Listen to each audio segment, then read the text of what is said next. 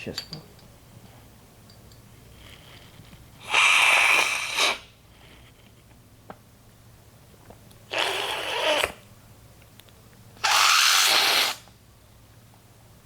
Damn, bro.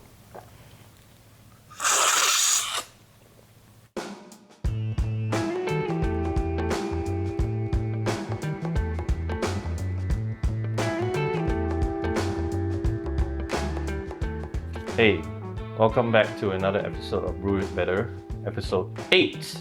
And today we are brewing a coffee from Bali again, but it's a different processing method. And today we have Ben from Percolate. joining us again Hello. for this episode.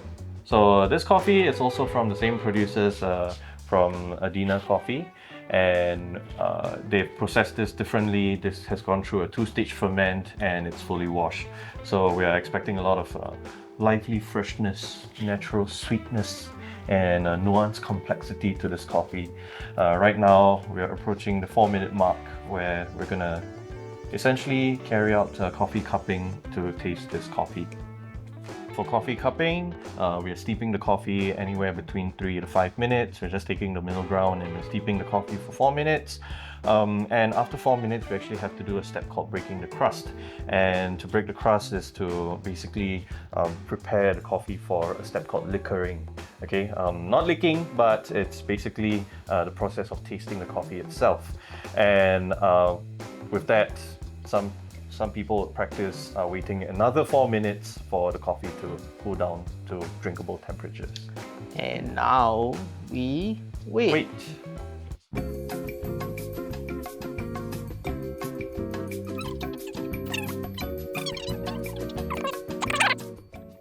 I guess we start tasting now. So what we do here is we use communal spoons because you don't want to get someone's backwash back into the coffee. It's kind of disgusting. But yeah, we're just going to take it a step further and we're going to use the communal spoons to scoop it into our cups, our tasting cups. And we're going to use the tasting cups to pour it into our individual cupping spoons Sure. to taste. Because we're like that, right? We love to triple chop things. So why do people actually slurp their coffees? And what purpose does it actually serve? And it might seem kind of out of the ordinary for people to slurp really, really loudly, and it can throw people off quite a bit. But the purpose behind slurping during cupping sessions really is to make sure that your palate is evenly coated. You're introducing airflow as well so that your taste buds can register the flavors quickly as well.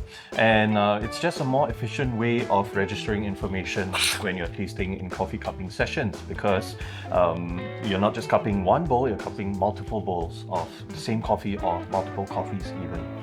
And in your experience, Ben, have you experienced people slurping outside of cupping session? Of course, I think it's very common practice, to aerate the liquid. At the same time also, there are people that, they don't slurp. They just wanna understand the tactile, they wanna feel the textures, they wanna feel the layers as well. So it's completely okay, not to slurp and to just drink it like it's a bowl of soup, you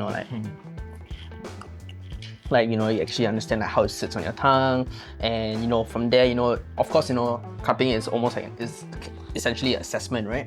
So you want to know how you're able to tweak, manipulate, it on a brewing table. So yeah. Some basic etiquettes that you can display, of course, outside of cupping sessions, meaning if you just go to a cafe and you intend to slurp, I think it's also good to hold back slurping because it can be distracting from other people or other cafe goers or even the staff. So there's always a time and place for everything. Unleash the slurps at cupping sessions. Why not? No one's going to judge you. It's expected of you to do so anyways during cupping sessions. But outside of cupping sessions at cafes, you probably don't need to slurp that loudly. Some discretion's advised. Slurping is not performative, it is actually functional. Alright, So when it comes to brewing, you don't actually need a lot of fancy equipment. You don't need to buy siphons, you don't need to buy mocha pots. I mean, you can if you want to. But point being is that brewing is actually very accessible. Drippers can go pretty cheap and pretty affordable, and for your kettles you don't need to get something fancy. Of course, if you have the budget, if you have the desire to be able to control your temperature, you want to get a stacked kettle with a hot plate. But even a simple non-fancy kettle that doesn't have a hot plate attachment, you can just boil your water and just transfer it into one of these kettles to use. And of course, invest in a grinder, a good quality grinder, even a simple hand grinder like the Time of Chestnut, which will be back in stock soon, I hope. Yeah, it will get the job done. Now, you might see some baristas testing something called TDS up to their brews. What TDS stands for is total dissolved solids, and it measures the soluble concentration of your brew.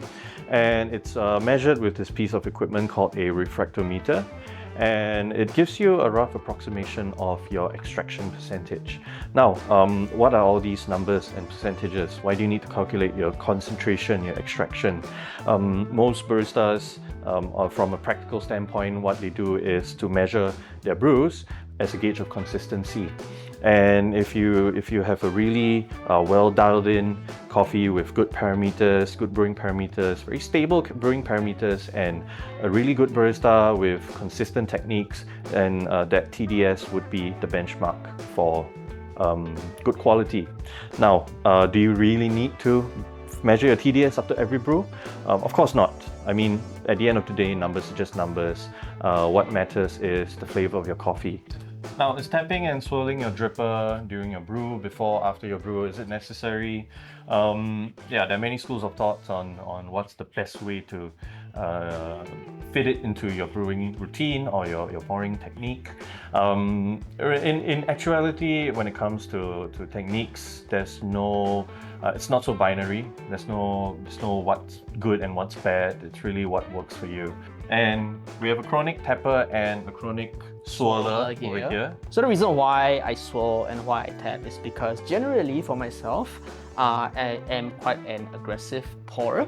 My pouring is pretty aggressive, but I compensate all of the agitation with a coarser grind size. So at the end of the day, it's really all about finding the balance in what is it that you do. Even from a operational standpoint, if let's say for example, coffee's already been dialed in, and the person that is dialing in, he's a more gentle, he's a more gentle pourer. But for yourself, like you tend to agitate quite a lot. Okay, you can go coarser for that, and just to compensate and just to find the balance and the sweet spot of things. So there really isn't any wrong or right, but I think it's really finding that sweet spot of what works for you and how it accommodates to your brewing technique. If you have any questions, feel free to reach out to us in the DMs, and swing by the academy, catch us when we're free. We're more than happy to explain to you on how to compensate for your brewing technique, what might work for you, what might not work for you. At the end of the day, the only thing that matters is flavors and your enjoyment of your coffee. Just share us in the comments and let us know, like, are you a swirler and are you a tapper, or are you both? Or do you hate doing? Yeah, or you don't like to agitate at all. I don't know, whatever works for you. Peace out.